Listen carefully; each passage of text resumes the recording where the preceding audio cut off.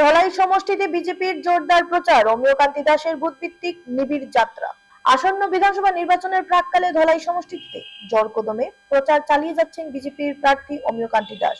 বুধবার বর্জালাঙ্গা মণ্ডলের বিভিন্ন বুথে ছোট বড় জনসভা করে তিনি সাধারণ মানুষের সঙ্গে সরাসরি যোগাযোগ স্থাপন করেন এবং তাদের সমস্যা শুনেন। সকাল থেকে সন্ধ্যা পর্যন্ত পশ্চিম নোয়াগাঁও, সিঙ্গারিপাড়, নিউ বাগাবাহার, কুকুরখাউড়ি, প্রতাপপুর, সিরাতিকুনা, মুরাবস্তি ও নোয়াগাঁও সহ একাধিক এলাকায় পৌঁছে দাস কর্মসূচি সম্পন্ন করেন। প্রতিটি স্থানে স্থানীয় কর্মী সমর্থকদের সঙ্গে মত বিনিময় করে তিনি সংগঠনকে সুসংহত করার আহ্বান জানান। রাজনৈতিক মহলে এই বুথভিত্তিক নিবিড় প্রচারকে অত্যন্ত তাৎপর্যপূর্ণ বলে বিবেচনা করা হচ্ছে। মুখ্যমন্ত্রী হেমন্ত বিশ্ব শর্মার নেতৃত্বে রাজ্য সরকারের অরুণোদয়, স্বনির্ভর নারী, অমৃত বৃক্ষ আন্দোলন, যুবকদের চাকরির সুযোগ বৃদ্ধি, ছাত্রছাত্রীদের সহায়তা এবং অবকাঠামোগত উন্নয়নের মতো প্রকল্পগুলির সাফল্য তুলে ধরে দাস বলেন, ধলাই সমষ্টির সার্বিক উন্নয়নই আমার প্রধান লক্ষ্য।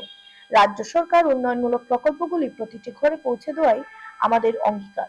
আপনাদের আশীর্বাদই আমার শক্তি। দিন শেষে বর্জালাঙ্গা মণ্ডল কার্যালয়ে মণ্ডল পদাধিকারী ও মোর্চা সভাপতিদের সঙ্গে বৈঠক করে সংগঠনকে গতিশীল করার উপায় নিয়ে আলোচনা করেন। রাজনৈতিক বিশ্লেষকরা এই সুসংগঠিত প্রচারকে বিজেপির ক্রমবর্ধমান শক্তির ইঙ্গিত বলে মত প্রকাশ করছেন।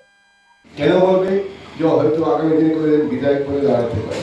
কারণ কি আছে, আপনাদের গ্রাম আমার গ্রামের মধ্যে কোনো তফাৎ নেই। আমার গ্রামটা এরকমই একটা গ্রাম, একদম ভুবন পাহাড়ে বাংলাদেশের মধ্যে ভুবন পাহাড়ের নিচে।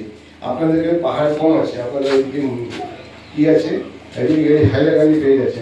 আমরা ভুবন পাহাড়ের একদম নিচে, ভুবন পাহাড়ের শিব মন্দির অবস্থিত, সেখান থেকে আমরা 10 কিলোমিটার নিচে আছি। পাহাড়ের পাদদেশ থেকে 1 কিলোমিটার 2 কিলোমিটার দূরে আমার বাড়ি। আমার গ্রামের নাম হচ্ছে ভুবন খাল। ভুবন পাহাড় থেকে যে নালা বেরিয়েছে তার পাশ দিয়ে গিয়েছে, সেই জন্য আমার গ্রামের নাম ভুবন খাল। তো আমি সেখান থেকে এসেছি, আপনাদের মধ্যে গ্রাম থেকে।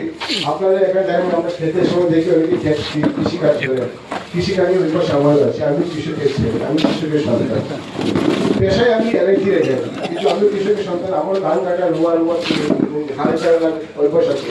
কেন আছে? আমি গ্রামে বড় হয়েছি, আমি ছোটবেলায় পড়াশোনা করেছি, ঠিক আছে। পড়াশোনার পাশাপাশি কৃষকের ছেলে হলে সেই ট্রেডিশন তো আমাকে বজায় রাখতে হবে। আমি মনে করি কৃষকের ছেলে হিসেবে গর্ববোধ করি। এই কারণে গর্ববোধ করি যে তাদের টাকা আছে, তারাও পারবে না, শুধুমাত্র কৃষকের সন্তানই পাবে, শুধুমাত্র কৃষকই পারবে মানুষের মুখে অন্ন জোগান দেওয়ার। কৃষক ছাড়া কেউ পারবে না।